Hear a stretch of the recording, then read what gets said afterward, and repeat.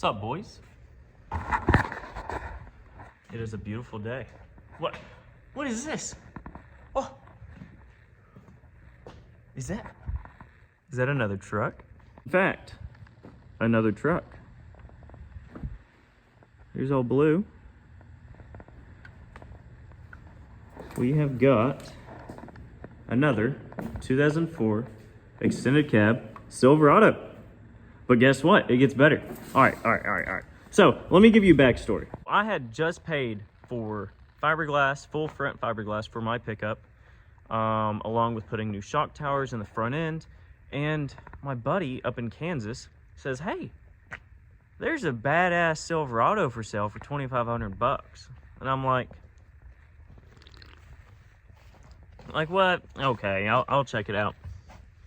Ended up, this truck has been sitting for 2 or 3 years, untouched. The guy bought it off a buddy, whatever, and put a brand new 4-wheel drive Zona long travel race kit on it. And so I swooped this sucker up for $2,500, no motor, no transmission. He hauled it down here 180 miles, and this is it. You can see I've got everything pretty much tore apart. I got the core support and grill and all that stuff here. But we have an idler arm steering setup, right? Don't worry about the tie rods. I actually have, it came with the Heim tie rod setup. So I've got to build those. Here are our towers. I got to crack out a couple welds on the back end there, both sides. I've been sorting the wiring harness, but I've got some busted brake lines I got to do. But let's check out this long travel kit, okay? So we have a dual shock setup, one there, one there. It's got bushings on the lower end, Heims up top, big boy Heims. Then you got uniball. That's where the Heim joint is gonna go, is in between here. So optimally, I should get about 18 inches of wheel travel with this setup. And it gets better, okay? So it already had the things cut, which I've got to cut a bunch off, which is what I'm going to do today, is I'm going to cut and get this thing ready for fiberglass. Body is in really good shape. The paint's really nice. It's got a little bit of rust, but it's nothing that a wire wheel and some bed liner can't fix. I plan on just doing bed liner all the way across the bottom, so not worried about that. Hood, it's in really good shape. Here's our bed, it's been cut. It's got a liner in there, which that's gonna come out. We do have a dent up there and a dent over there. Here's our core support, power steering pump right there. Grill is in good shape. I mean, it's got some things, but you know, it's not bad. It's better than mine. Mine's completely all busted up. We have a transmission cooler, so that'll be nice. I'm gonna work on trying to get this tailgate to come down because it will not. You see more of this rust here. A little bit on the frame, I guess. I mean, I don't know, it doesn't look horrible. They definitely painted over it, but yeah, I'm gonna work on getting fiberglass fitted up. This is the interior that we're looking with. So pretty standard, you know, broken things, which mine aren't broken, but anyways.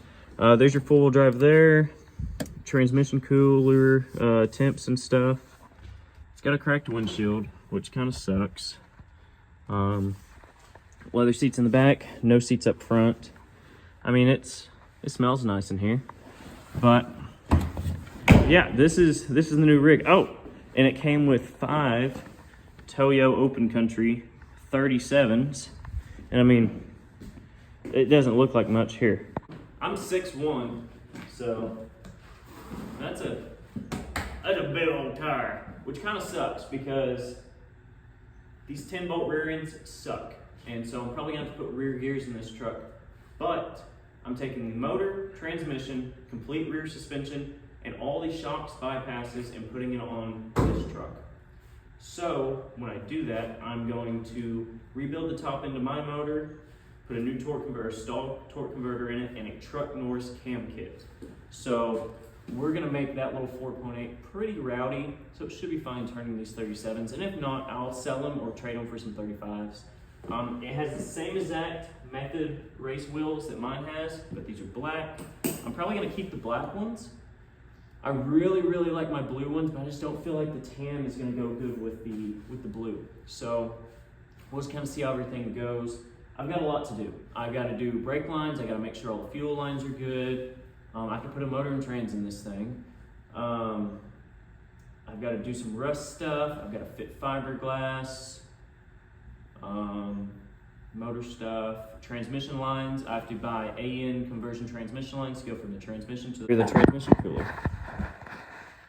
But yeah, I mean, she's a beaut. It's not bad at all. $2,500, I mean, shoot, you can't beat this. Compared to my truck, it's pretty nice. So this truck had the 5.3 and four-wheel drive, which we're not gonna worry about four-wheel drive for a while. So I'm gonna take this out, take that out, take out the torsion bars, because we don't need those. Also as a frame plate kit, so I mean, that's cool. Here is our fiberglass over here. So don't mind, my shop is disgusting. We're not gonna worry about it. It came with a cheap Walmart light. Here's that spare. I mean, in really good shape. It has some weathering. They've been sitting up, but here's our fiberglass. It's pretty sick, pretty sick. So I'm gonna work on getting this stuff fitted up today. But some redneck had this thing because it has two big old dang like 3-inch spacers or something on the rear of this, which we're gonna not do that. I may do one 3-inch spacer in the rear, but I don't care for it to be all wide like that, because when you're jumping stuff, you want the least possible things to break. So I need a handle, but luckily that truck has a door handle. So I'm gonna have me a couple brews. I'm gonna turn up the music, and I'm gonna start messing with this thing. It's pretty sick. So y'all just stay tuned. This is just kind of like an update video. I don't think I'm gonna include like the fiberglass and stuff, because honestly it's really cold. It's like 30 degrees out here, and I've been working all day. So I'm gonna get to this. I'll see y'all later.